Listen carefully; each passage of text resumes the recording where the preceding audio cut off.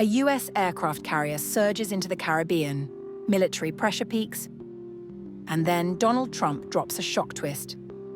He might sit down with Nicolás Maduro, the man Washington calls a narco-terrorist and wants removed from power.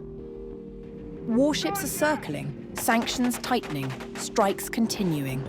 So, why is Trump suddenly talking diplomacy? And what does he really want from Maduro?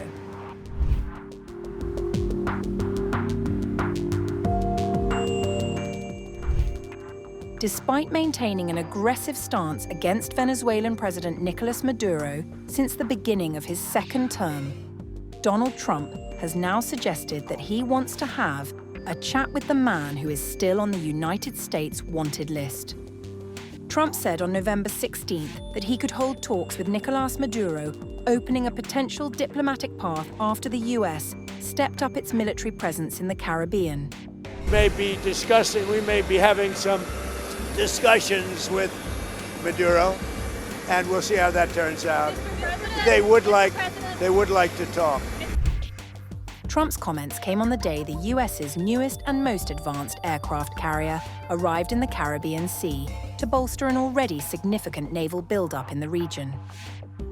The military presence, which includes more than 14,000 troops, a dozen warships, a nuclear-powered fast attack submarine, a special operations vessel, and F-35 fighter jets, is widely seen as an effort to force Maduro from power. According to the US Navy, the USS Gerald R. Ford aircraft carrier, accompanied by 3 destroyers, was carrying dozens of aircraft and more than 4,000 troops. A few days earlier, on November 14th, the US president said he had sort of made up his mind on whether to order a military operation on Venezuelan soil. I can't tell you what it is, but we made a lot of progress with Venezuela in terms of stopping drugs from pouring in. I can't tell you what it would be, but I sort of made up my mind. Meanwhile, a day prior to Trump expressing the possibility of negotiations with Venezuela, the US military continued its strikes against alleged drug trafficking boats in the region, launching its latest attack and killing 3 people. The boat strikes have killed at least 83 people since early September. On November 15th, at the direction of Secretary of War Pete Hegseth, Joint Task Force Southern Spear conducted a lethal kinetic strike on a vessel operated by a designated terrorist organization. Intelligence confirmed that the vessel was involved in illicit narcotic smuggling, transiting along a known narco-trafficking route, and carrying narcotics. 3 male narco-terrorists aboard the vessel were killed. The vessel was trafficking narcotics in the Eastern Pacific and was struck in international waters. US Secretary of State Marco Rubio issued a statement on November 16th announcing that the US intends to consider Cartel de los Soles, a group the US alleges is led by Venezuelan President Nicolás Maduro, a foreign terrorist organization from November 24th.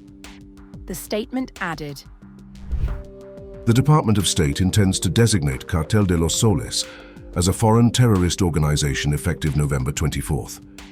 Based in Venezuela, the Cartel de los Soles is headed by Nicolás Maduro and other high-ranking individuals of the illegitimate Maduro regime who have corrupted Venezuela's military, intelligence, legislature, and judiciary.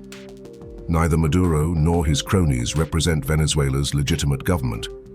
Cartel de los Soles by and with other designated FTOs including Tren de Aragua and the Sinaloa cartel are responsible for terrorist violence throughout our hemisphere, as well as for trafficking drugs into the United States and Europe.